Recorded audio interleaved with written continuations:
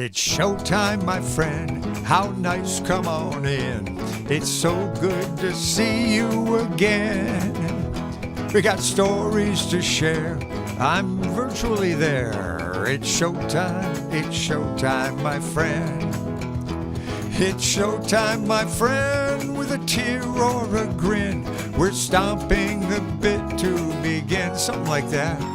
Wear sweatpants or slacks, let's break out the snacks. It's showtime, my friend. Now if you have to go, I want you to know it's easy to log right back in. Connection too slow, oh, hope you don't miss the show. Well, it's showtime, my friend.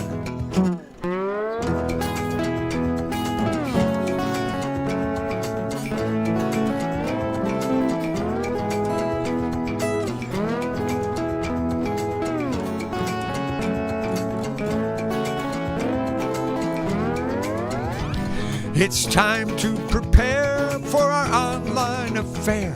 I do hope you stay till the end.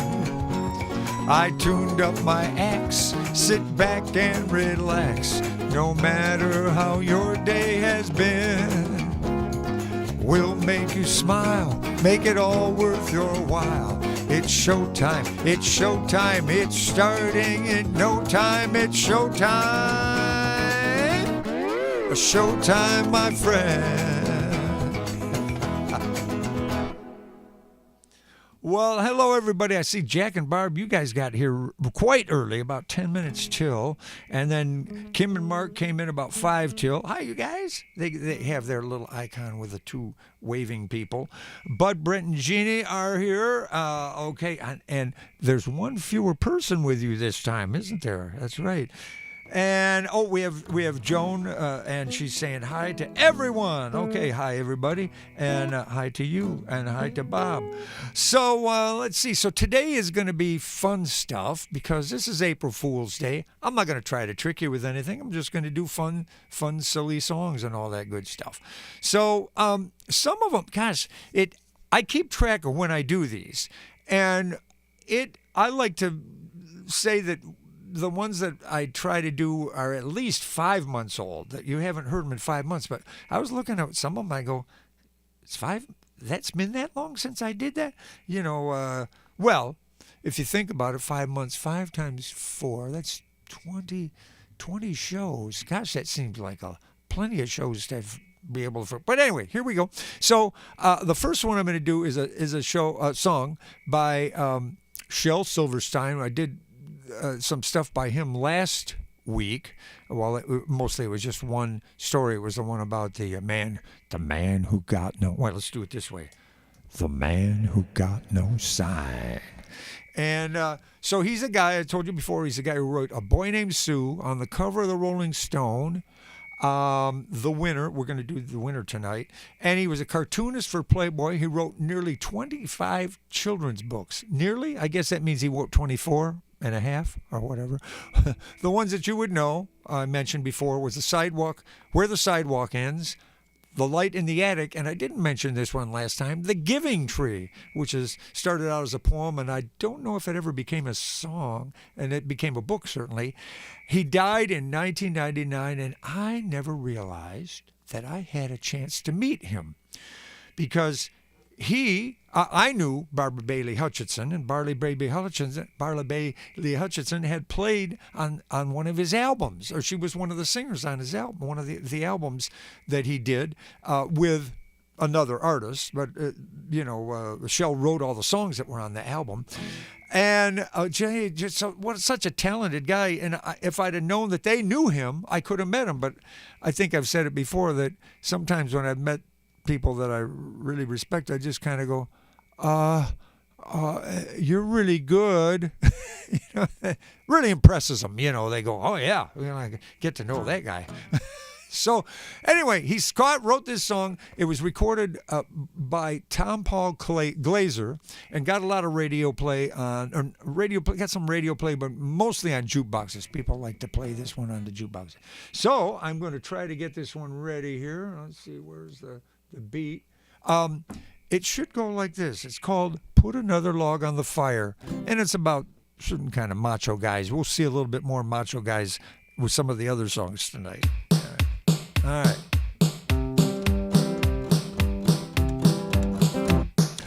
Put another log on the fire. Cook me up some bacon and some beans. Go out to the car and change the tire. You can wash my socks and mend my old blue jeans. Oh, fill my pipe and then go fetch my slippers. Then boil me up another pot of tea. Then put another log on the fire, honey, and come and tell me why you're leaving me. Now, don't I let you wash the car on Sunday? And don't I warn you when you're getting fat? Ain't I gonna take you fishing with me someday? Well, a man can't love a woman more than that. Oh, ain't I always nice to your kid sister? Don't I take her driving every night? So sit here at my feet, 'cause you know when you're so sweet, you know that it ain't heaven feminine to fight. That's what I'm saying. So put another log on the fire. Cook me up some bacon and some beans. Go out to the car and change the tire. You can wash my socks and mend my old blue jeans. Fill my pipe and then go fetch my slippers. And boil me up another pot of tea. Then put another log on the fire, honey, and come and tell me why you're leaving me. Why? Why would she be leaving after all of those wonderful things he's doing for her? Well, more than one person has recorded that song, but the one that Tom Paul Glaser did was in 1974. And, gee, I thought it was much later than that. I thought it was more like in the 80s. Well, maybe I was hearing it in the 80s. That was the first time I'd heard of it. So that's the first one of our silly songs. How about this next one, which is, it seemed like I just did this one like a month ago or something. I don't know how that got out of hand. But let me see if I got the right beat on this thing here. Yeah, okay. This is called Turn Loose of My Leg. It's a Jim Stafford song. And, gee, it just seems like I just did it. But anyway, we'll do it. We'll do it this way.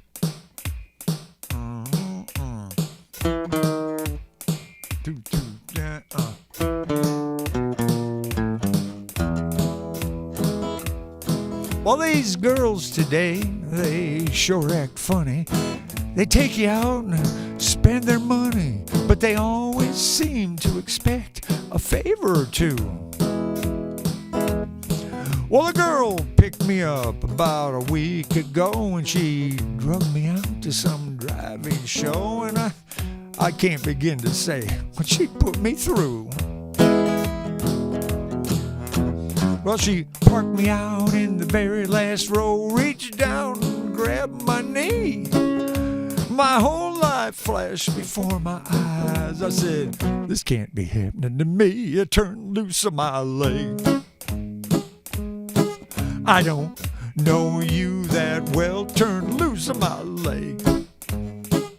In love with you I have not felt. I know what you want. Well, just forget it and remove your hand. Turn loose of my leg.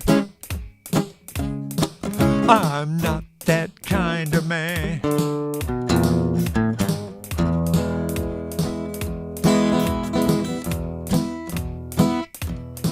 Well, the other day I was at the soda shop. I had an ice cream sundae and a soda pop, and the waitress brought me a note from a woman in the booth. The note said, join me for another round and I'll pick up your check and show you the town. Well, I can't begin to say what she put me through. Well, let me try that lick again. So, underneath the table, her finger did the walk until she touched the tip of my shoe. I ran for the door, but she wouldn't let go. I must have drug her for a block or two, or turned loose of my leg. I don't know you that well, turn loose of my leg. In love with you, I have not felt. I know what you want. Well, just forget it and remove your hand. Turn loose of my leg. I'm not that kind of man. Yeah. You wanna hold me and hug me and kiss me on the mouth, and you make me wanna crawl the walls when your hands start flying south. I turn loose of my leg. I don't know you that well, turn loose of my leg. In love with you, I have not felt. I know what you want. Oh yeah. Well, just forget it and remove your hand. Turn loose of my leg. Well, I'm not that kind of man.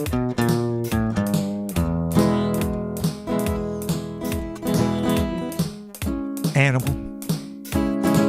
Now, don't you think we could have some sort of relationship without being so physical? Well, don't you? Huh? Well, why are you smiling like that? I said, hey, now wait a minute. Stop. Don't. You're doing it again. I'm telling you. Hey, turn loose of my leg. I'm not that kind of man.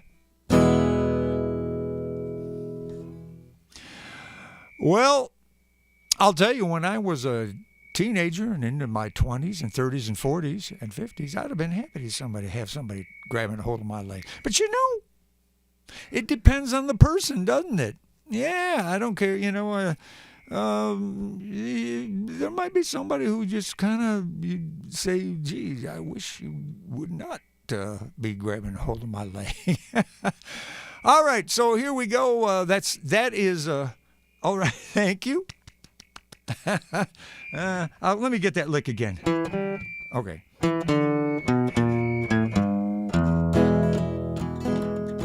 It's a nice lick. And then, yes, nice chords. All right, here's one. Oh my gosh, I can't believe I haven't done this one. I've done this for you many times. So this won't be a new one, but it's still kind of cute. It's called Trinidad by the Kingston Trio. Well, the recording that we knew, the Kingston Trio were known for traveling different places of the world and looking for folk songs that they could bring to the United States that were unheard of, that way they would have songs that other folk groups wouldn't have. And this particular one they thought was very cute, and I agree with them. But when they put the song out, the FCC said that song is too dirty for radio, and they made them take it off the radio. Now, that was many years ago, 1960s, early 1960s, possibly even late 50s. You'll see that things have changed so much in our culture that this song is not offensive anymore. But just to keep in mind that it once was. Isn't that interesting? Something that was bothersome years ago is, it's not so bad now, you know. Okay, well, here we go.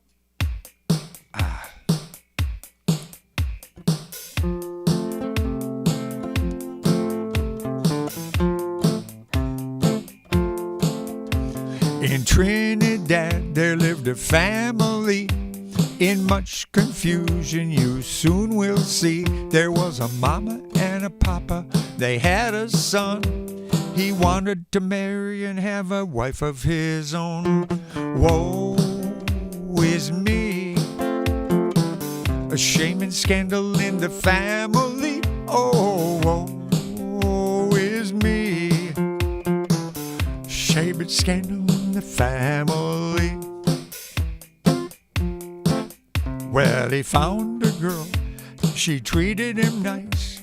He went to his papa, asked his advice. His papa said, son, I gotta say no, 'cause that girl is your sister, but your mama don't know. Woe is me. Shame and scandal in the family. Woo-hoo. Woe is me. A shame and scandal in the family. Oh, it's not over yet. Well, he went to his mama and he hung down his head. He told his mama what his papa had said. His mama said, son, I gotta say go, 'cause your papa ain't your papa, but your papa don't know. Woe is me. A shame and scandal in the family. Oh, woe is me. A shame and scandal in the family.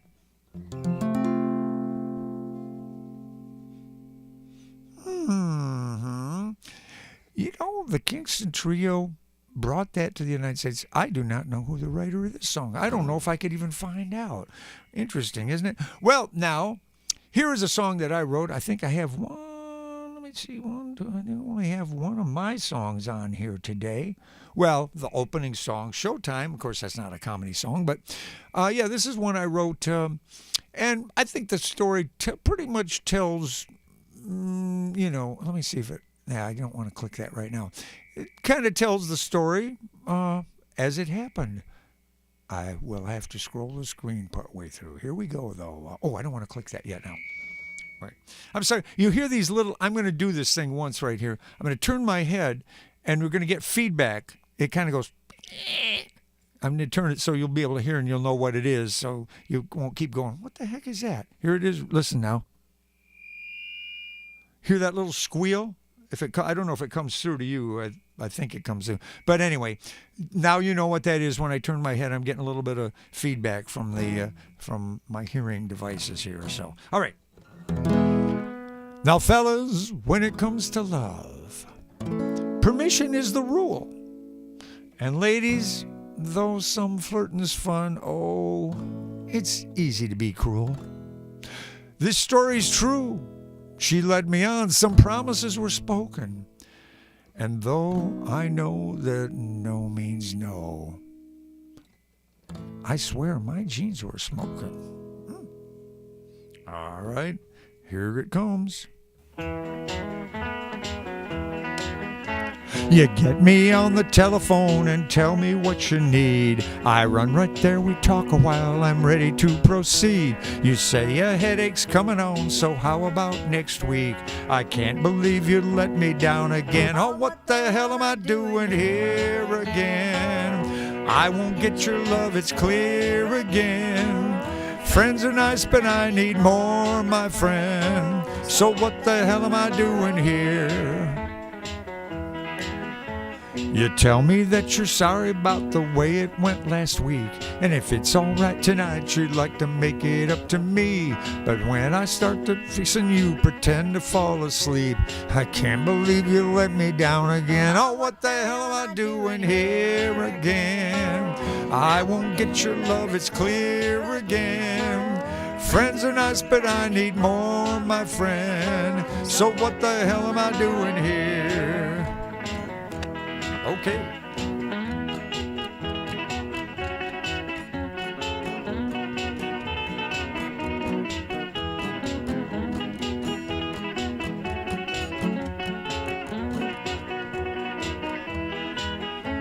I tell you that my friends think I've been taken for a ride. You say not true, and while we're at it, how about tonight? But when I knock upon your door, I hear some guy inside say, you guessed it, she just let you down again. Oh, what the hell am I doing here again? I won't get your love, it's clear again. Friends are nice, but I need more, my friend. So what the hell am I doing here? Oh, what the hell am I doing here again? I won't get your love, it's clear again. Friends are nice, but I need more, my friend. So what the hell am I doing here? Oh, what the hell am I doing here again? I won't get your love, it's clear again. Friends are nice, but I need more, my friend. So what the hell am I doing here?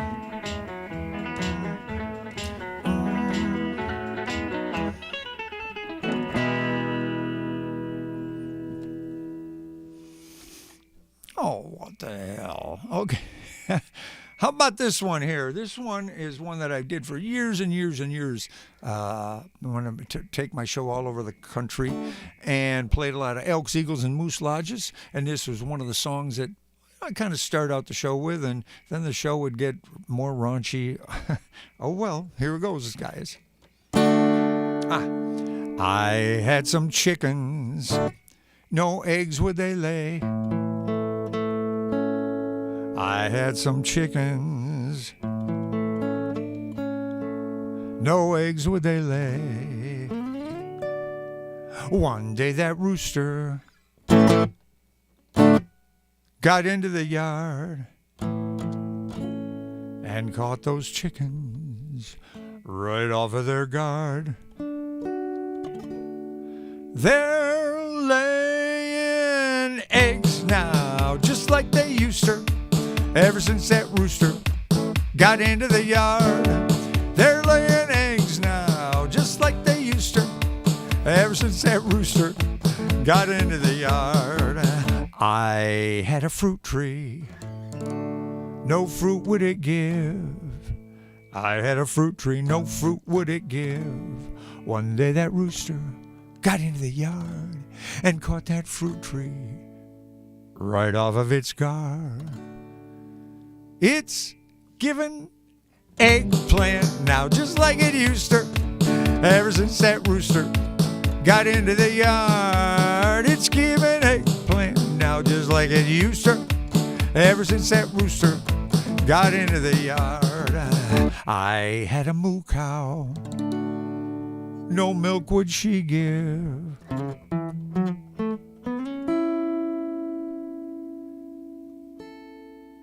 I had a moo cow, no milk would she give. One day that rooster got into the yard and caught that moo cow right off of her guard. She's giving eggnog now, just like she used to. Ever since that rooster got into the yard, she's giving eggnog now, just like she used to. Ever since that rooster got into the yard. I had a gum tree, that's right. No gum would it give. I had a gum tree, no gum would it give. One day that rooster got into the yard and caught that gum tree right off of its guard. It's giving chicklets now, just like it used to. Ever since that rooster got into the yard, it's giving chicklets now, just like it used to. Ever since that rooster got into the yard. There was a monastery, no monks would it give. There was a monastery, no monks would it give. One day that rooster got into the yard and caught that monastery right off of its guard. It's giving friars now, just like it used to. Ever since that rooster got into the yard, it's giving friars now, just like it used to. Ever since that rooster got into the yard. I had a marijuana plant, no leaves would it grow. I had a marijuana plant, no leaves would it grow. One day that rooster got into the yard and caught that marijuana plant right off of its guard. We've got chicken pot pie now, just like we used to. Ever since that rooster got into the yard, we're chicken pot pie now, just like we used to. Ever since that rooster got into the yard.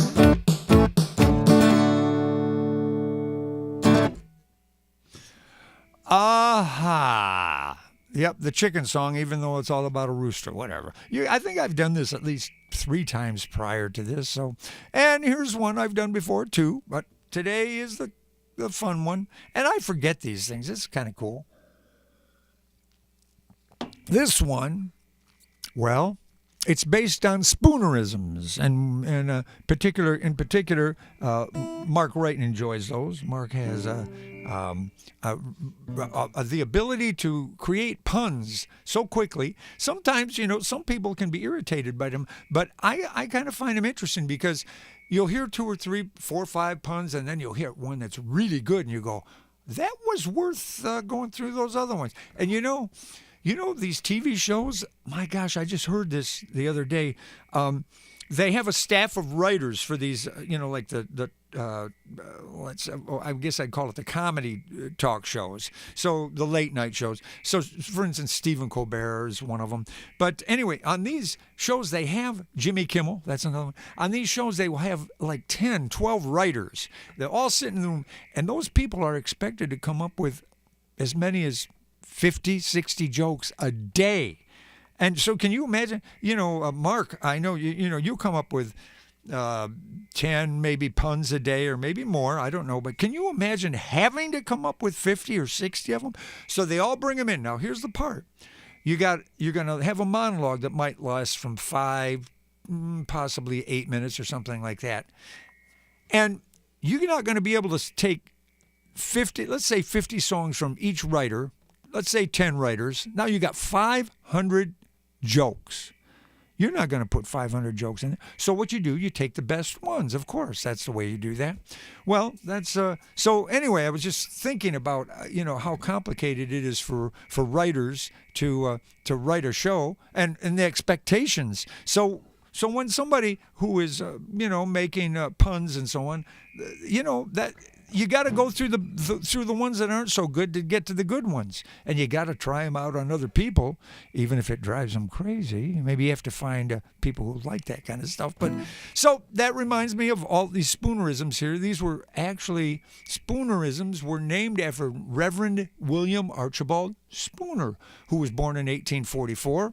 Lived until 1930, and he was warden of New College, Oxford, so he's British, notably prone to make this mistake of speech. Let's see if I can explain what it says. It's where the errors in speech is when corresponding consonants and vowels, assuming you know what those are, or morphemes, don't know about those, are switched between 2 words in a phrase. So, for instance, here's one.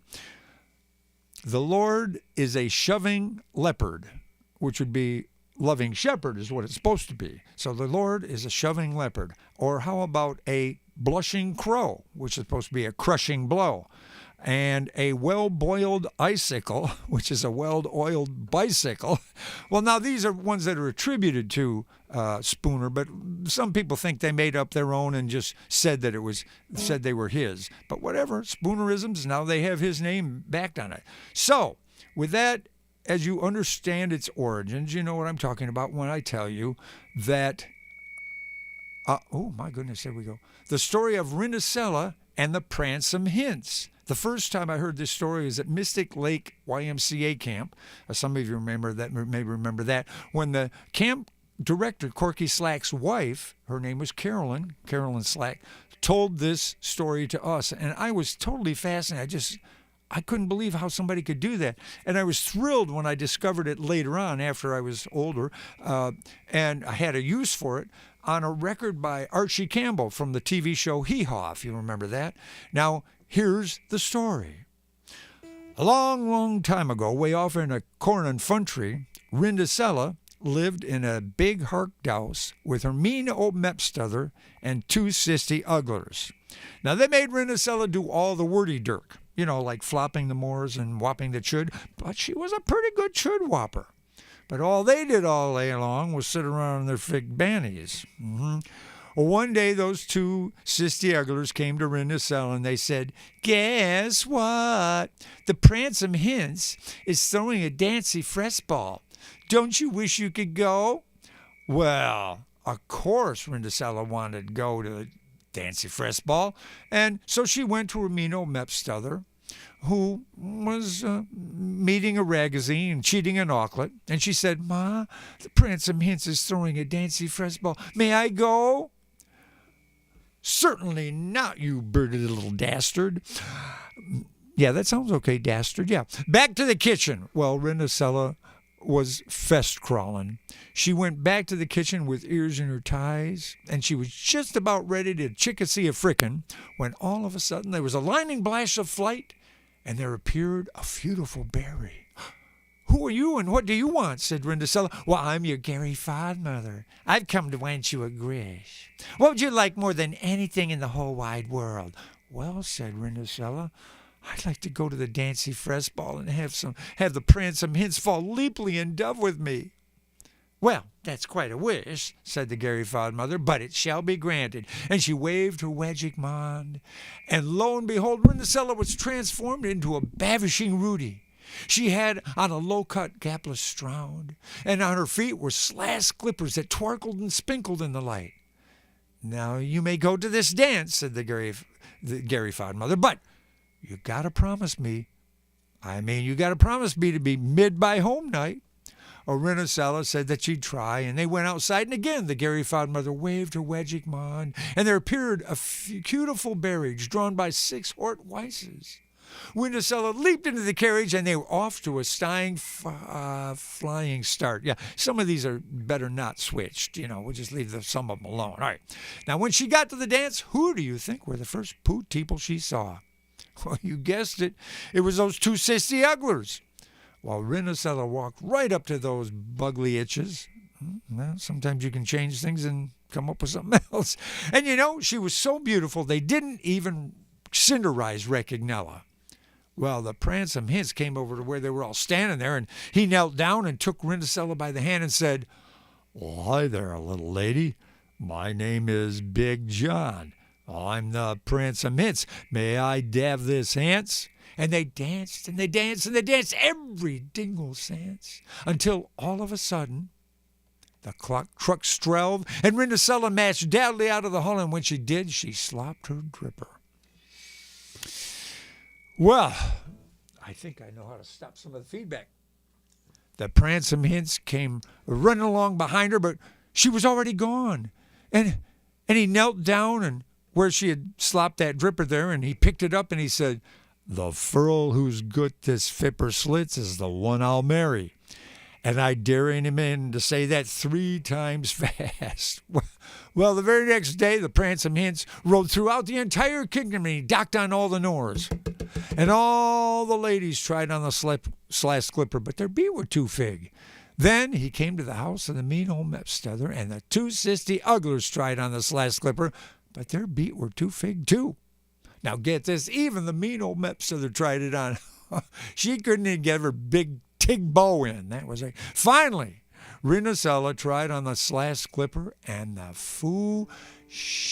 shoe fit. Yeah, we're going to have to leave that one alone. The shoe fit. So, all right, the shoe fit. Okay, now, yes.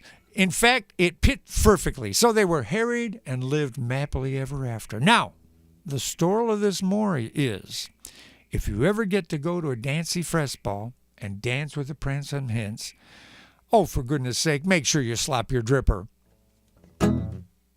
Now, there's one other little thing I want to add to this one, and that is, I said Archie Campbell did this. His final line of the story was, some of our subbles may be troll, and some of our baubles may be trig, but if we trad no hubbles, how would we recognize our ressings? Not bad, huh? That's a pretty good one. Unbelievable. Somebody came up with this whole story, and there are other ones out there. Woo, yeah. All right, here's one that I did. Boy, it seems like I did it recently. It says Mo Jaffe and Dwight Latham did this song. I don't know if they wrote it here, but it's called I Am My Own Grandpa. Thank you. Thank you, guys. I appreciate it. All right, little heart goes flying up the screen there. Okay, well, let's I'm going to do the intro to this one, okay? I wrote this little piece to kind of introduce it. Okay, in the past few years, there have been a lot of talk about artificial insemination and surrogate mothers and all that kind of stuff. Now, people usually get hung up in whether the woman who gives birth has the right to change her mind about keeping the baby and all that. But one of the things that gets passed over is the question of who is related to whom after this whole thing takes place. For instance, not long ago, I read an article about a young couple who found out that they couldn't have children because the wife was infertile. Well, her mother then volunteered to be a surrogate mother, sort of keeping it all in the family, I guess. Well, now, I'm not even going to get into the number of possible ways that they might go about the fertilization. Let's not even go there. But if this thing took place, picture this. The baby is born, let's say it's a boy. Biologically, the baby would be the son of his own legal grandmother. His legal mother, that's the woman who couldn't give birth to the baby in the first place, his legal mother would be his biological sister, okay? And his father would also be his brother-in-law. And if you think that situation is complicated, here we go. Not so many years ago, when I was 23, I was married to a widow who was pretty as can be. The widow had a grown-up daughter who had hair of red. Father fell in love with her, and soon the two were wed. This made my dad my son-in-law, which changed my very life. 'Cause my daughter was my mother, 'cause she was my father's wife, to complicate the matter. Even though it brought me joy, I soon became the father of a bouncing baby boy. The little baby then became a brother-in-law to Dad, which meant he was my uncle, and it almost made me mad. For if he were my uncle, then that also made him brother to the widow's grown-up daughter, who of course was my stepmother. Oh, I'm my own grandpa. I'm my own grandpa. It's crazy, I know, but it really is so. Oh, I'm my own grandpa.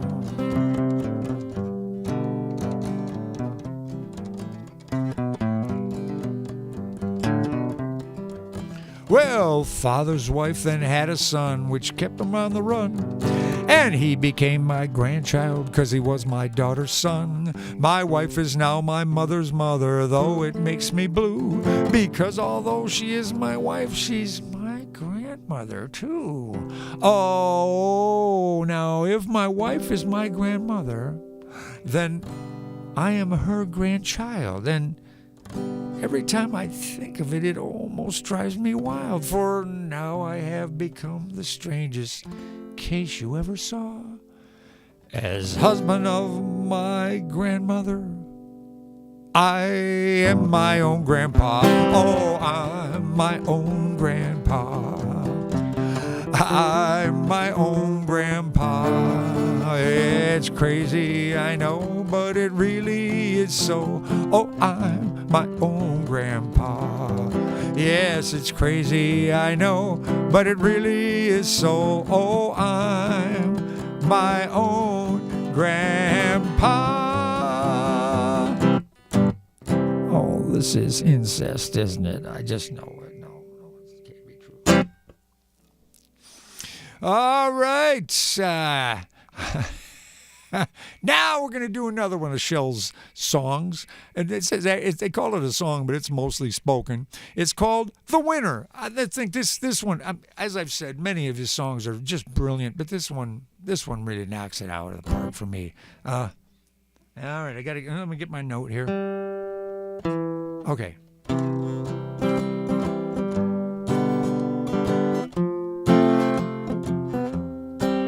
Well, a hulk of a man with a beer in his hand, he looked like a drunk old fool. And I knew if I hit him right, well, I could knock him off of that stool.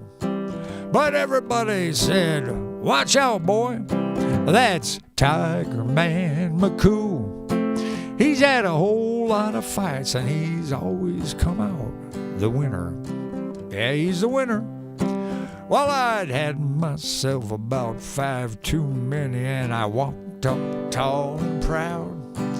I faced his back, and I faced the fact that he'd never stooped or bowed. I said, Tiger Man, you're a pussycat. So just before, oh wait a minute, I said, you're a pussycat, and a hush fell on the crowd. I said, let's you and me go outside and see who's the winner. Well, he gripped the bar with one big hairy hand, and he braced against the wall. He slowly looked up from his beer, and my gad, that man was tall. He said, boy, I see you're a scrapper. So just before you fall, I'm thinking, he said, I'm going to tell you what it's like to be the winner. He said, you see these bright white shining teeth? Oh, you know they ain't my own. Mine rolled away like chiclets down the street in San Antone.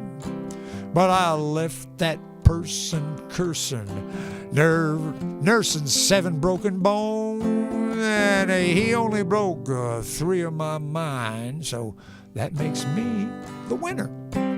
He said, now behind this grin, I got a steel pin that holds my jaw in place. A trophy of my most successful motorcycle race. And each morning when I wake and touch this scar across my face, it reminds me of all I got by being a winner. Now this broken back was a dying act of a handsome Harry Clay. That sticky Cincinnati night when I stole his wife away. Well, that woman, she gets uglier and meaner every day. But I got her, boy! That makes me the winner.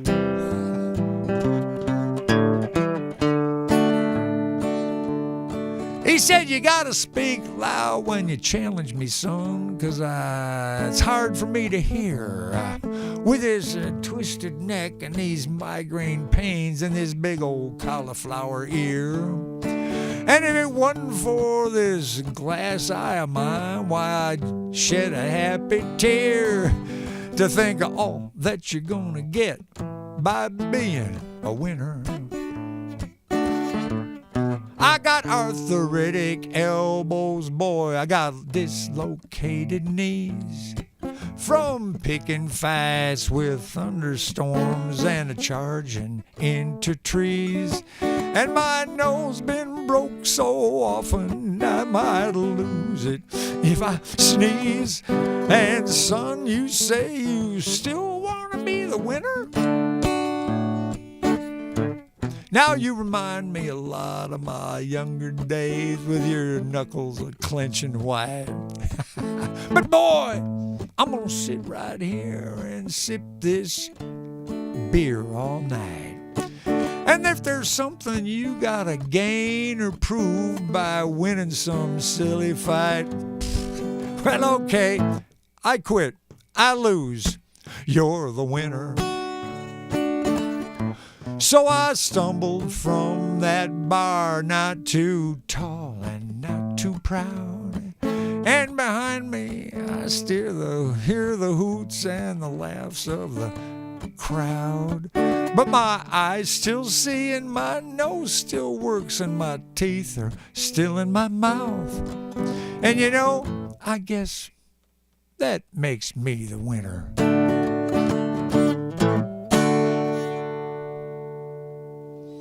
Now, is that a brilliant song or what?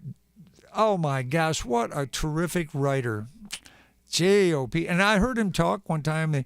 Somebody was asking about one of his songs. He said, I don't know, but I wish probably should have spent a little more time on it. One of the things that happens, you write a song, and there might be a line or two that bugs you a little bit, but you're in a business, and in his case, people wanted his songs, and so sometimes his songs might have gone out there before he was really done with them. Or another thing that happens is you'll come back to a song as a songwriter. I know that you come back to the song and you go, "Oh, now I know what goes there." But if it's already gone out and been recorded by somebody else, too late. But anyway, brilliant song, great job, Shel Silverstein. Sorry that you're gone. Now we have one by Tom Lehrer. Now, I have often not enjoyed Tom Lehrer's stuff. He always plays real clean, and so I guess I've thought some of it was corny. But this particular one's called "I Hold Your Hand in Mine." Cute. I think it's kind of... Well, actually, it's even more strange than just being corny, okay? But here we go. Let's see. It's a waltz beat.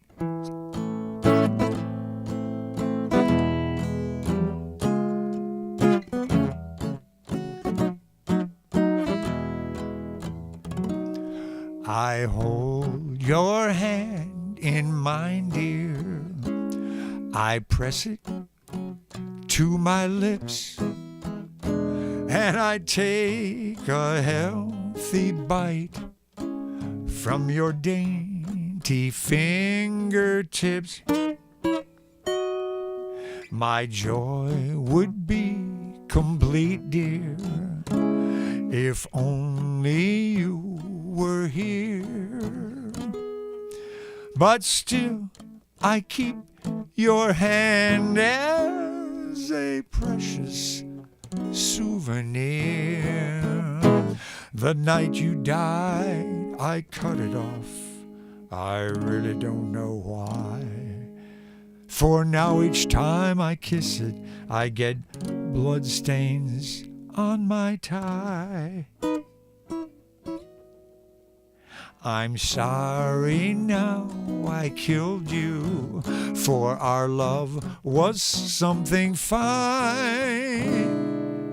Until they come to get me, I will hold your hand in mine.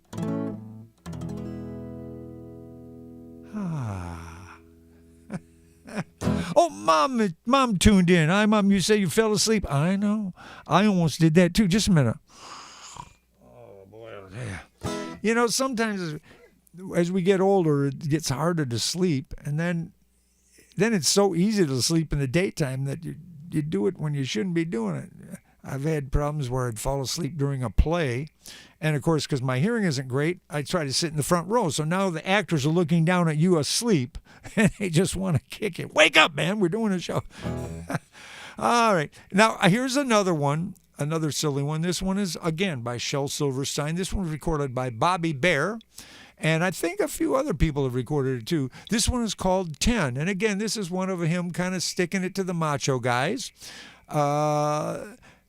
He was a kind of a free-living guy, and but he didn't appreciate the macho guys. So, and of course, by the song that we just did, "The Winner," there's a macho guy there trying to show his stuff. Oh, let's see here. What do I have? Do I have a special beat? 1, 2, 1, 2. Let's see.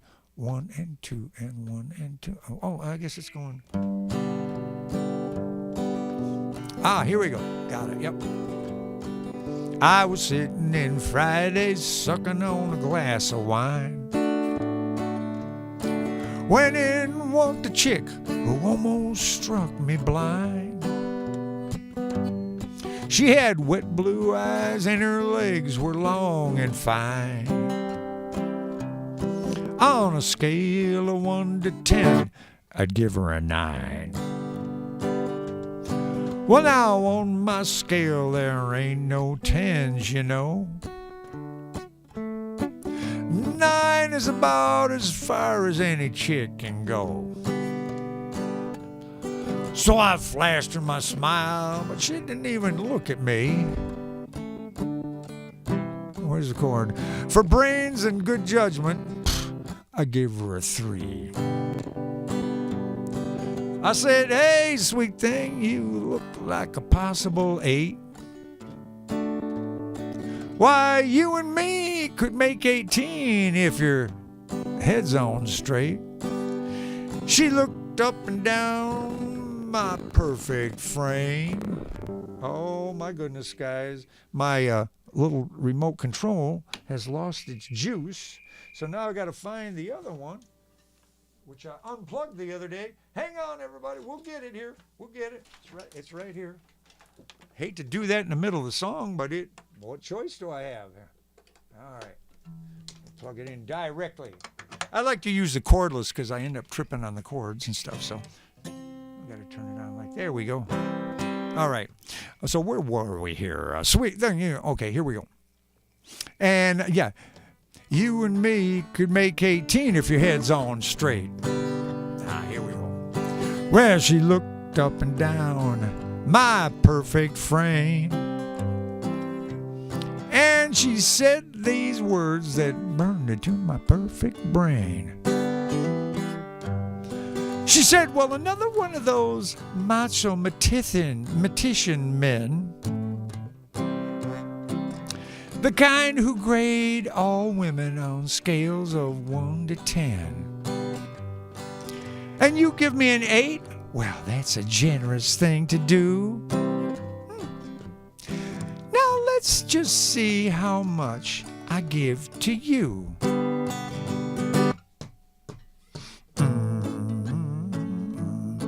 She said, you coming on to me with that phony numbers jive. Your style makes me smile. I'd give it a 5. When you walked up, I noticed that suit of yours. It's last year's double knit frayed cuff. I give it a 4. I'll bet that's your car out on the curb. Oh, that 69 homemade convertible, a 3 1/3. Now, as for your build, I guess less than a 5. Oh, except for your pot belly. That's a 10 for size. Well, now that wine you're drinking might be just fine for you. But I'm used to fine champagne. I'll give your wine a 2. It's hard to tell about your flashing smile is worth. I'd give it a 6. You could use some dental work. Oh, but it's your strutting rooster, yeah, that really makes me laugh. It may be a 10 to those country hens, but to me, it's a 3 1/2. And there's really ain't much to add once the subtracting's done. Since there ain't no zeros, give you 1. Well, she walked out while I was up and down that line. The whole bar was laughing, said, John, what happened to your 9? 9, I said, hell, as soon as he started to talk, I knew. She didn't have no class. I barely gave her a 2. Yeah, no matter how good they look at first, there's flaws in all of them. That's why on a scale of 1 to 10, friend, there ain't no 10.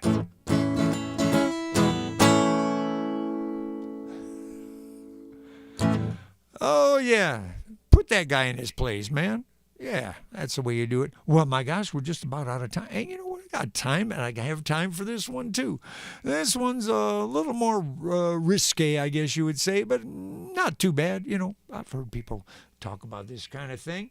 So, here we go.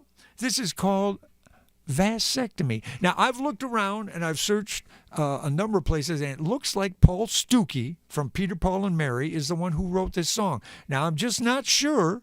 Because, I spent a good half hour trying to find that out. Love that song, never heard it before. Oh, you hadn't heard it before. Good, okay, that's fun. Yeah, Paul Stu. I think Paul Stu. I know. I'm pretty sure he's recorded the song at one point. But anyway, here we go. Let's get it going. And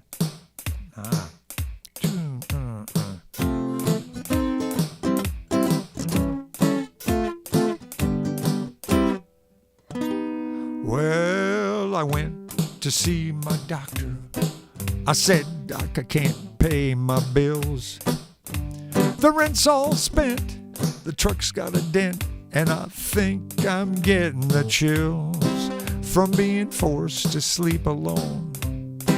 You see, this house just ain't no home. I can't afford no more kids. My life's on the skids, 'cause my woman says, leave me alone unless you get a vasectomy. You gotta get a vasectomy. Just one little male alteration could have saved us from another altercation. Get a vasectomy. You gotta get a vasectomy. Oh, what a vast difference there would be. Well, the next thing I know, I'm lying on a table with a light shining in my eyes.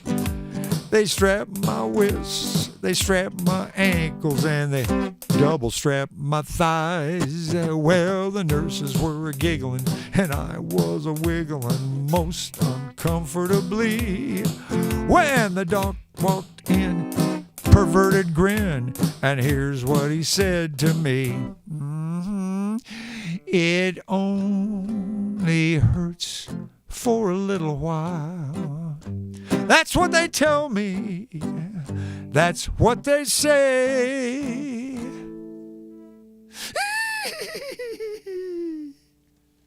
Well, it's 2 weeks later. I feel a little better. My mind is more at ease. The rent's all spent. The truck's still got a dent, but my woman's no longer a tease. And even down at the office, there's been a lot more interest in me. Well, the girls all grin when I walk in, and brother, they mean to please. A man with a vasectomy, you ought to get a vasectomy. Like a fun-kissed orange, I've been squeezed, and it's all juice and there ain't no feed. Get a vasectomy. You ought to get a vasectomy. Oh, what a vast difference. It's beginning to make a little sense. Oh, what a vast difference there would. Here is the part that I like most. It takes the danger out of being close. Oh, what a vast difference there would. They strip those little suckers right in two, and then they clamp them off with super glue. Oh, what a vast difference there would be. Oh, there are people out there writing these humorous songs. It's impressive, you know. It's really, I don't know how they do it. Maybe they come up with 50 jokes a day. Yeah, it just seems to me like a really tough thing. I mean, I can sit there and write them. Often mine end up corny. But, you know, you got to write them to get them out of the way so you can get to the good ones. All right, well, I want to finish up with the TV segment music. Just let it start to play here. This is the stuff that carries us on through to the end. Hey, thanks again for everybody turning out. I appreciate it very much. And you notice our numbers were a little low today, but if you have some friends you want to tell, be sure to tell them about it. Send the email off to them. Let them know it's happening. And if you haven't already subscribed, if you do that, YouTube will let you know when the show's coming up, separate from the emails that I'm sending out. And I don't know what I'm going to be doing next week. I know I've got some songs already picked out. I just don't remember what they are right now, or if there's a theme involved. But anyway, that's it for this week. I'm looking forward already to the next one, you guys. Yeah. Uh-oh. Wait a minute. I'm getting that kind of... I'm kind of feeling kind of empty or something. I don't know what's happening.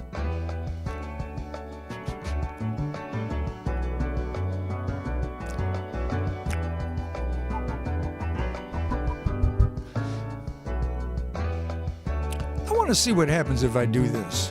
I'm going to click it off, transition, and click it right back on. Oh, it didn't do anything. That was interesting. Try it again here. Oh, it just disappeared right away. Wow, that was interesting. Just trying it here. And back again. Oh, boy, it goes right away. Oh, it's not really supposed to do that. That's why. I'm going to try another one here. You guys don't have to stay around for this if you don't want to. I'm just experimenting. Get the face back on there. There it comes.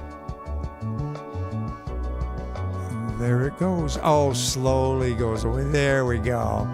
All right, everybody. See you next time. Thank you for being here. Thank you. Thank you very much. Yeah.